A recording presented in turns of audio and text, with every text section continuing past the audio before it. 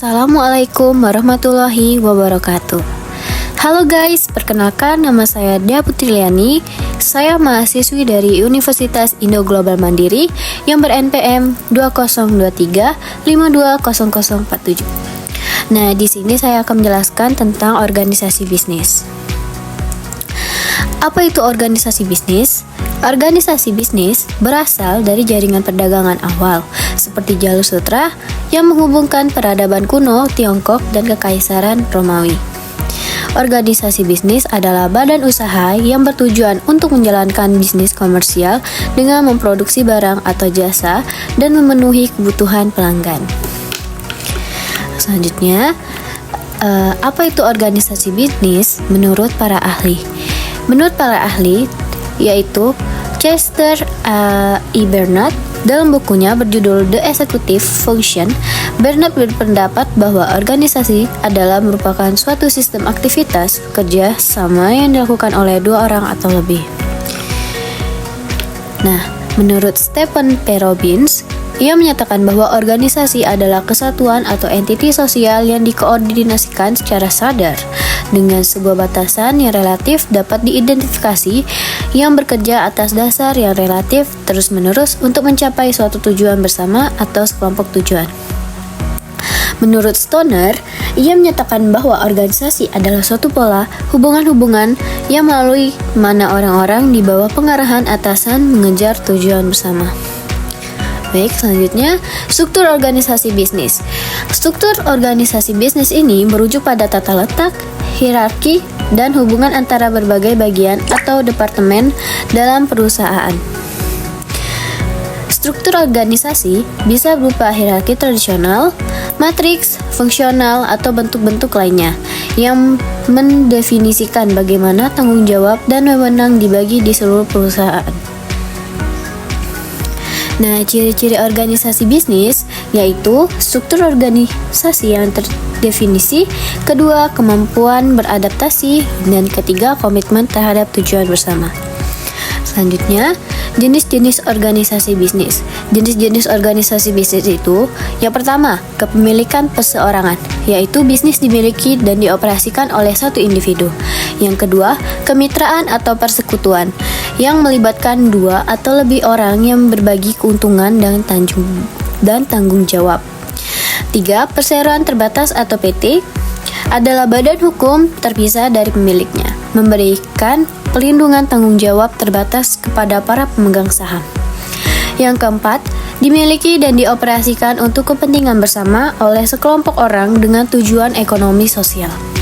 Yang kelima, badan usaha milik negara atau BUMN, dimiliki oleh pemerintah dan bertujuan untuk pelayanan publik atau pengelolaan sumber daya nasional.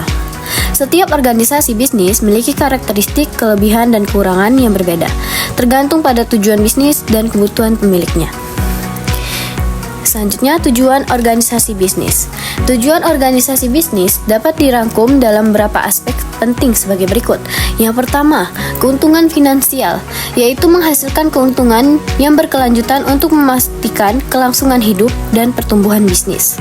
Yang kedua, pangsa pasar, yaitu memperluas pangsa pasar dan meningkatkan keunggulan kompetitif melalui inovasi produk dan layanan yang sesuai dengan harapan pelanggan. Yang ketiga, citra dan reputasi, yaitu membangun citra dan reputasi yang positif untuk meningkatkan loyalitas pelanggan serta menarik minat investor. Yang keempat, tanggung jawab sosial dan lingkungan, mengintegrasikan tanggung jawab sosial dan lingkungan dalam praktik bisnis dengan komitmen pada berkelanjutan dan etika. Yang kelima, efisiensi operasional, yaitu memaksimalkan efisiensi operasional dan meningkatkan kesejahteraan karyawan untuk menciptakan lingkungan kerja dan produktif dan harmonis. Dengan memahami dan menerapkan tujuan-tujuan ini, organisasi bisnis dapat meraih kesuksesan yang berkelanjutan. Selanjutnya, struktur organisasi bisnis itu, yang pertama, struktur organisasi bisnis yang fungsional, yaitu membagi organisasi berdasarkan fungsi spesifik seperti pemasaran, keuangan, dan produksi untuk meningkatkan efisiensi dan keahlian dalam setiap bidang. Yang kedua, struktur divisional, yaitu membentuk unit-unit berdasarkan produk, pasar, ataupun wilayah yang memungkinkan fokus yang lebih besar pada kebutuhan spesifik dan strategis dari tiap divisi. Yang ketiga, struktur matriks, yaitu menggabungkan elemen fungsional dan divisional yang menciptakan tim lintas fungsi dapat beradaptasi dan bergerak lebih cepat dalam merespon kebutuhan proyek. Selanjutnya, bentuk organisasi bisnis. Bentuk organisasi bisnis itu ada beberapa macam. Yang pertama, perusahaan individu adalah bentuk organisasi bisnis yang bisa dimiliki dan dijalankan oleh satu orang. Pemilik tunggal memiliki kendali penuh atas perusahaan yang bertanggung jawab atas semua keputusan dan kewajiban bisnis. Yang kedua, dalam persekutuan, dua atau lebih individu atau entitas bisnis bekerja sama untuk menjalankan bisnis. Mitra berbagi tanggung jawab, keuntungan, dan kerugian. LLC adalah bentuk organisasi bisnis yang menggabungkan elemen-elemen dari persekutuan dan perusahaan dengan tanggung jawab terbatas. Miliknya disebut anggota dan memiliki perlindungan terbatas terhadap tanggung jawab pribadi. Selanjutnya, perseroan adalah entitas hukum yang terpisah dari pemiliknya. Pemiliknya adalah pemegang saham yang memiliki saham dalam perusahaan. Tanggung jawab pribadi pemegang saham terbatas pada jumlah investasi mereka. Selanjutnya, koperasi adalah bentuk organisasi bisnis di mana anggota bekerja sama untuk mencapai tujuan bersama. Keuntungan dibagi antara anggota sesuai dengan kontribusi mereka. Contoh, koperasi termasuk koperasi petani dan koperasi kredit. Organisasi non-profit dibentuk untuk tujuan yang tidak menghasilkan keuntungan. Organisasi ini umumnya fokus pada penyediaan pelayanan sosial, pendidikan, atau amal. Selanjutnya, organisasi virtual adalah bentuk organisasi yang lebih modern dan berfokus pada teknologi. Organisasi ini dapat terdiri dari individu atau tim yang bekerja jarak jauh atau bekerja secara terdistribusi menggunakan teknologi komunikasi dan kolaborasi. Selanjutnya, organisasi matriks menggabungkan dua atau lebih struktur hierarki dalam satu entitas. Karyawan dapat melapor kepada beberapa manajer secara bersamaan, tergantung pada proyek atau fungsi tertentu. Selanjutnya, sebuah bisnis waralaba adalah bentuk di mana pemilik bisnis utama atau franchisor memberikan hak kepada pihak ketiga atau franchise untuk menjalankan bisnis sesuai dengan model dan merek yang sudah ada. Baiklah, selanjutnya manfaat organisasi bisnis. Dalam buku Administrasi, Manajemen, dan Kepemimpinan Pendidikan tentang teori dan praktik, Prof. Dr. Husaini Usman, MPD, MT, menuliskan bahwa organisasi memiliki beberapa manfaat, yaitu teratasinya keterbatasan untuk mencapai tujuan karena ditanggung bersama anggota organisasi, tersedianya wabah atau tempat berorganisasi. Selanjutnya, tersedianya wadah berkomunikasi intern dan ekstern organisasi. Yang keempat, mensinergikan anggota organisasi. Yang kelima, mendapat legitimasi hukum organisasi formal. Yang keenam, suara organisasi lebih diperhatikan daripada suara pribadi. Yang ketujuh, memenuhi kebutuhan sebagai pemimpin bagi yang ingin berkuasa. Selanjutnya, unsur-unsur organisasi bisnis. Dr. Irline Silviani, MSP, menuliskan bahwa buku komunikasi organisasi memiliki 3 unsur organisasi secara sederhana, yakni man atau orang-orang.